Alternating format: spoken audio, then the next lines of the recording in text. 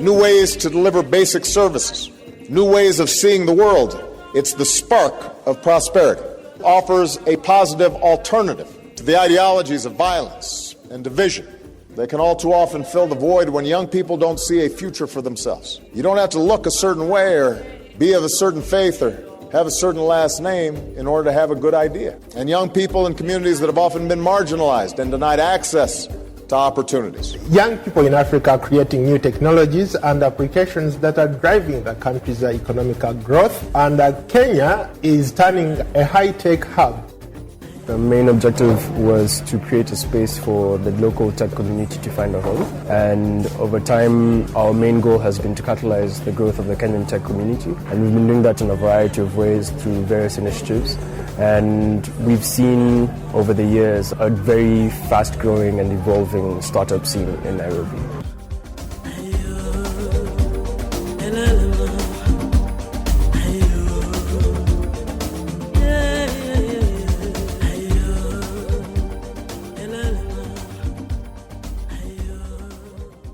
Hello and welcome to this week's edition of the program Innovators.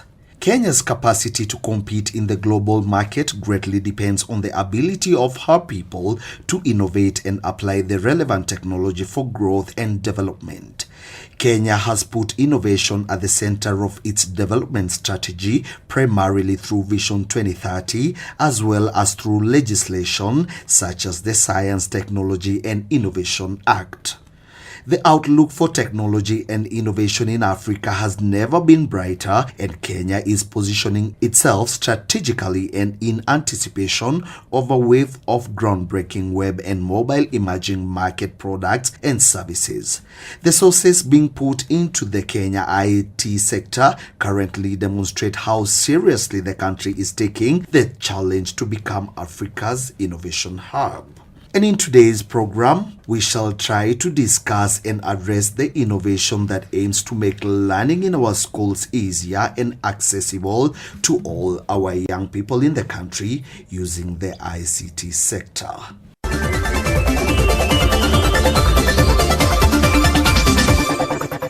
Starehe Boys Center and School, popularly known as Starehe, embarked in exploring innovative ways to embrace ICT technology in teaching and learning. The school is at the forefront of innovation and integration of ICT in teaching and learning.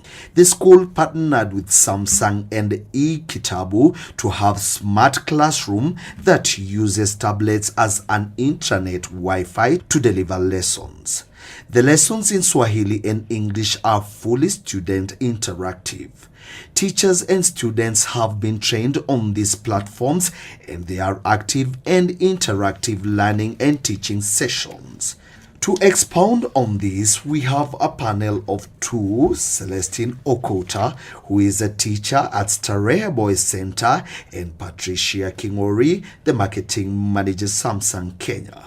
Welcome to KBC's English service. Thank you, sir. We'd like to understand first and foremost, what is a smart classroom? A smart classroom, or what we call a smart school, is actually a solution that is offered by Samsung. It is where there is a deployment of ICT infrastructure and professional development of teachers and students. The infrastructure includes 24 tablets and one for the teacher. It involves what we call an electronic board. It has a server, and at the same time, it has a software solution, what we call classroom management solution, which is used to ensure real-time interaction between the teacher and the student. So this software allows that real-time integration, whether it is in terms of sharing of content, so the teacher can actually develop their own content and upload it in the tablets and share it with the students. And when I say content, it can be video, it can be audio, or it can be documents, or even pictures. I would like to understand, maybe from a teacher's point of view, Yes. and then how is this practical according to what she's saying? How then do you apply it in class? What happens is each student has an access to a tablet. The teacher has a control tablet that monitors and controls the tablets of all the students. Then through what is known as screen mirroring, the teacher is able to project what she would like the students to see on the digital blackboard, so to speak, that would act in place of a traditional board. So you screen mirror what you want to see, just like the traditional teacher would write on the chalkboard. So each student is able to see what the teacher is sharing with them on their tablets as they are seated on their desks, and the teacher is able to monitor the same tablets from her own tablet. So I'd like to understand from your point of view. Yes. Normally in the normal classrooms, we normally have a teacher doing the lectures and students taking notes. So what is the difference when it comes to this kind of a smart classroom? I would say it's more of a complemented, because on the tablets, there is a feature that acts as the student's writing pad, where the students will take down notes as they would in their exercise book. Then we have a library already in the tablets.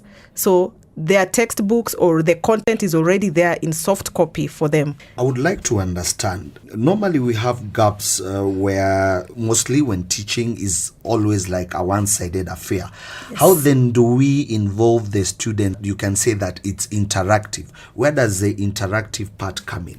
In regards to the interactive part, the student can actually send a message to the teacher, and the teacher can actually see the message privately or even put it up on the screen. If a student does not understand a certain question, a certain topic, or whatever it is the teacher was talking about, they can actually send a message if they're too shy to probably put up their hand and give that feedback.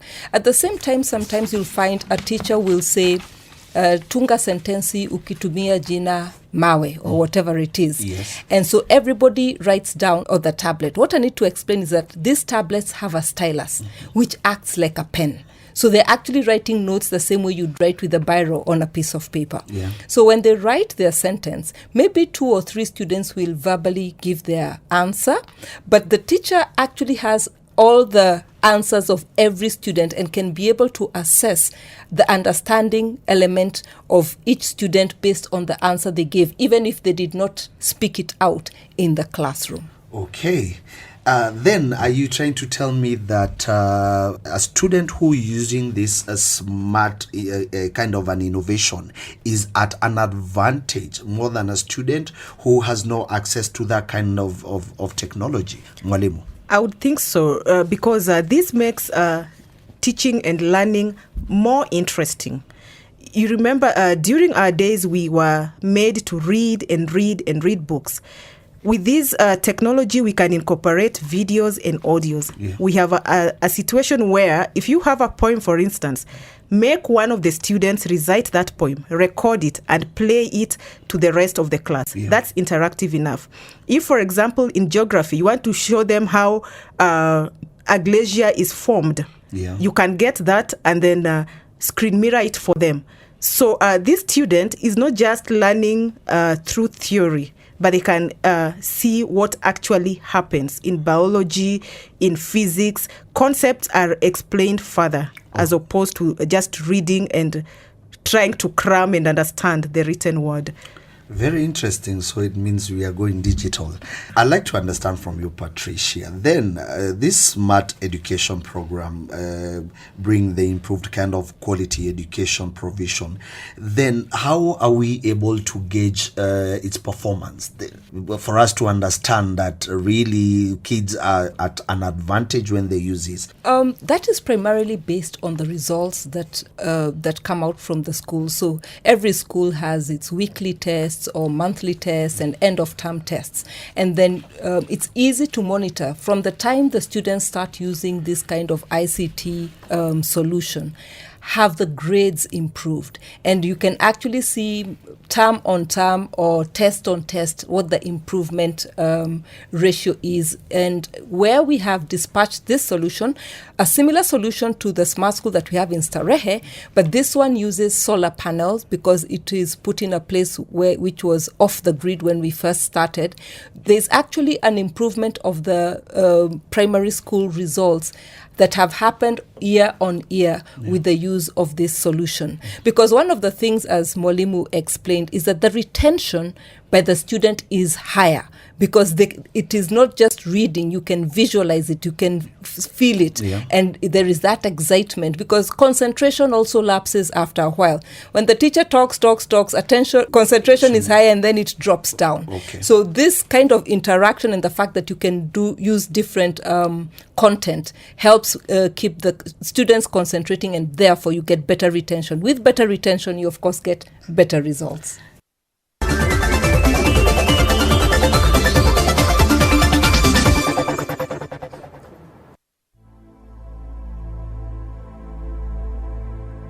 As we conclude, the education space in Kenya is dynamic and constantly evolving. Although Kenya instituted free primary education in 2003, the government still has challenges reaching all its school-aged population, especially those in marginalized or rural communities. As such, a vibrant non-state sector is playing a significant role in Kenya, seeking to deliver, argument, or coordinate with the government to provide education services to the Kenya's youth. And we here at KBC's English service, we shall endeavor to inform you on the new innovations that will propel our country to greater heights. And in today's program, we had the pleasure of having Celestine Okuta, a teacher at Starehe Boys Center, and Patricia Kingori, the marketing manager, Samsung Kenya. I am Githaiga Jenga.